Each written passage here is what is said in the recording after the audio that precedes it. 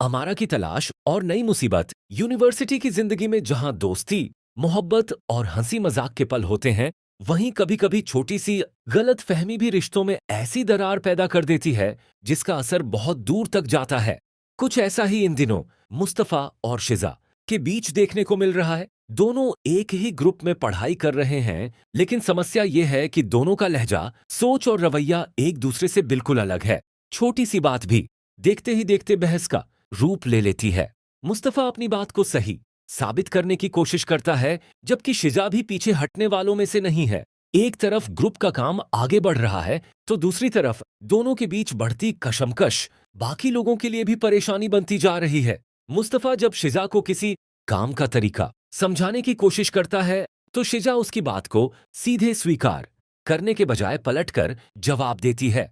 वह कहती है कि हर चीज अपने तरीके से करने की जरूरत नहीं होती, और अगर कोई दूसरा भी अपनी राय दे रहा है तो उसे सुन लेना चाहिए। मुस्तफा को शिजा का ये अंदाज बिल्कुल पसंद नहीं आता। वह भी साफ शब्दों में कह देता है कि अगर हर बात पर बहस ही करनी है तो फिर ग्रुप में साथ काम करना मुश्किल हो जाएगा। दोनों की इस नोक-झोंक से माहौल और ज्यादा तनावपूर्ण हो जाता है। लेकिन इसी बीच कहानी में एक ऐसा मोड़ आने वाला है जिसकी किसी को उम्मीद नहीं है। दूसरी तरफ अमारा लगातार अलियान को ढूंढ रही है। अमारा को आखिर ऐसी क्या बात पता चली है कि वह अलियान को ढूंढने के लिए इतनी परेशान हो रही है। वह पहले यूनिवर्सिटी में अलियान के दोस्तों से पूछती है, फिर उन जगहों पर जाती है जहां आमतौर पर अलियान नजर आता है, लेकिन हर जगह से उसे सिर्फ निराशा ही हाथ लगती है। अमारा का बेचैन होना लगातार बढ़ता जा रहा है। उसे महसूस हो रहा है कि अलियान उससे कुछ छिपा रहा है। वह बार बार उसका फोन मिलाती है, लेकिन अलियान की तरफ से कोई जवाब नहीं आता। अमारा के दिमाग में तरह तरह के सवाल उठने लगते हैं। आखिर अलियान अचानक कहाँ चला गया? वह उसका फोन क्यों नहीं उठा रहा? और सबसे बड़ा सवाल, क्या अलियान जानबूझकर अमारा से दूर भाग रहा है?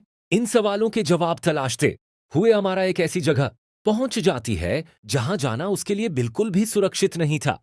शुरुआत में उसे लगता है कि शायद अलियान यहां आया होगा, लेकिन जैसे जैसे वह आगे बढ़ती है, उसे महसूस होने लगता है कि आसपास का माहौल कुछ ठीक नहीं है। अमारा पीछे मुड़कर देखती है। उसे ऐसा लगता है जैसे कोई उसका पीछा कर रहा है। वह कुछ पल के लिए रुकती है, लेकिन पीछे कोई नजर नहीं आता।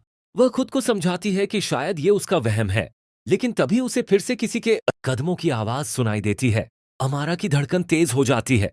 वह जल्दी जल्दी वहां से निकलने की कोशिश करती है, मगर तभी उसके सामने ऐसी परिस्थिति पैदा हो जाती है जिसकी उसने कल्पना तक नहीं की थी। अब अमारा खुद एक बड़ी मुसीबत में फंस चुकी है। उधर यूनिवर्सिटी में मुस्तफा और शिजा की बहस भी खत्म नहीं हुई है।